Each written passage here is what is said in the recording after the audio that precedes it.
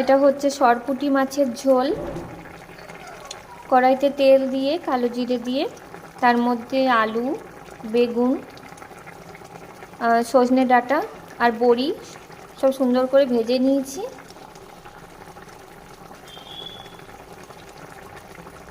এটা হচ্ছে সরপুঁটি মাছের ঝোল। কড়াইতে তেল দিয়ে কালো জিরে সোমবার দিয়েছি, আর তারপরে আলু, বেগুন আর সজনে ডাঁটা, কাঁচা লঙ্কা সব দিয়ে সুন্দর করে প্রথমে কষিয়ে নিয়েছি। নুন, হলুদ আর একটু কাশ্মীরি লঙ্কার গুঁড়ো দিয়েছি কালারের জন্য, আর কাঁচা লঙ্কার ওপরই রান্নাটা হবে। দিয়ে ভালো করে ভাজা ভাজা করে নিয়ে জল দিয়ে দিয়েছি। তারপরে মাছগুলো, যেমন মাছের ঝোল হয় আর কি, মাছগুলো দিয়ে দিয়েছি।